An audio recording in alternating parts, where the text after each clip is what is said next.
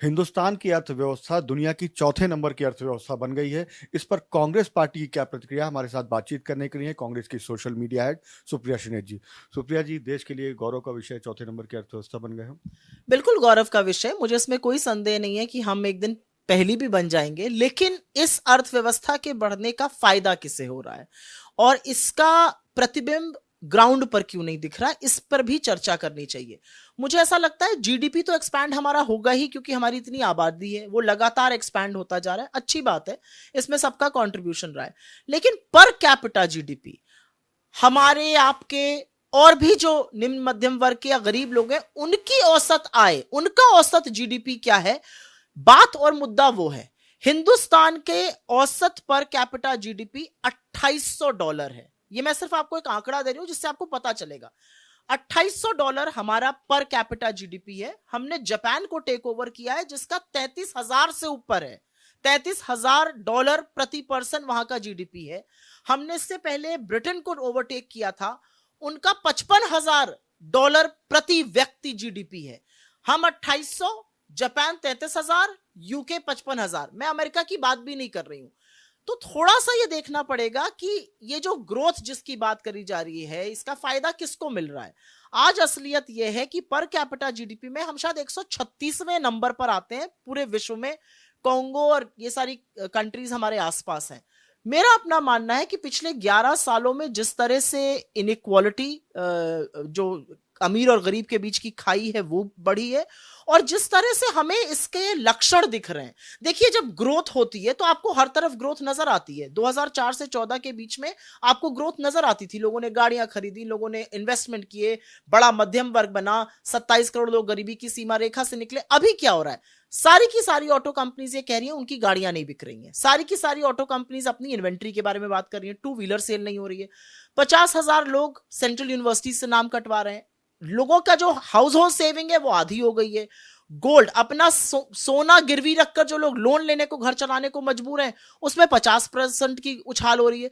तो अगर ग्रोथ हो रही है, अगर सब चंगा सी जैसा बीजेपी बताना चाहती है, तो ये आंकड़े कहां से आ रहे हैं?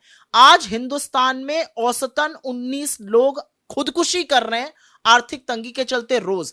और ये मेरा नहीं, एनसीआरबी का आंकड़ा है।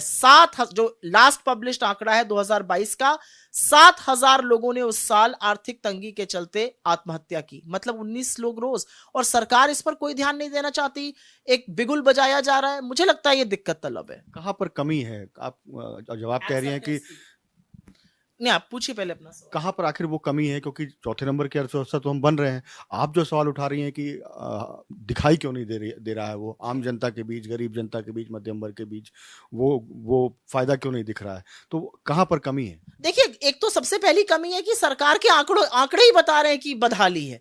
80 करोड़ लोगों को अगर आपको राशन देना पड़ रहा है कि वो जीवित रह सके, तो दिखा रहा है ना कि अगर 142 करोड़ के देश में आपको 80 करोड़ को देना पड़ रहा है फ्री राशन। सरकार के आंकड़े दिखा रहे हैं कि मनरेगा की डिमांड लगातार बढ़ रही है। मतलब लोगों के पास नौकरी नहीं है, वो छोड़कर लोग एग्रीकल्चर लेबर का काम करने को तैयार है, खुदाई करने को तैयार है।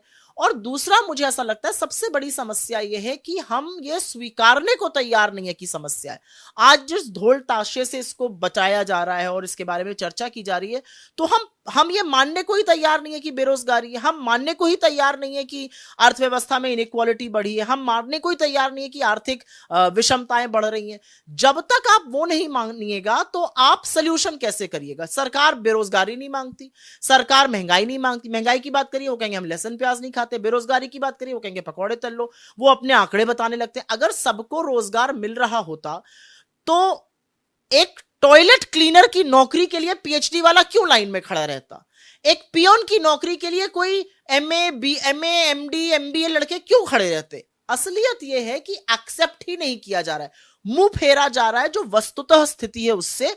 क्योंकि, और मुझे कोई गुरेज नहीं है कहने में, मैं मीडिया से आती हूं, मीडिया इन मुद्दों पर चर्चा नहीं कर रहा है। आपका साधुवाद, आपने सवाल तो पूछा, इस पर कोई चर्चा नहीं होती। मैं रोज शो में जाती हूं, मुझे तो कोई शो नहीं दिखता जिसमें बात हो रही हो महंगाई पर, बेरोजगारी पर, आर्थिक असमानता पर। इस पर कोई चर्चा नहीं है। इस देश का किसान सुसाइड कर रहा है, इस देश के युवा सुसाइड कर रहे हैं आर्थिक तंगी के चलते। उनकी बातें कौन करेगा? उनकी बातें कौन? एटा में सुमन ने आत्महत्या कर ली क्योंकि उसके बच्चों के पास रात को खाने को नहीं था।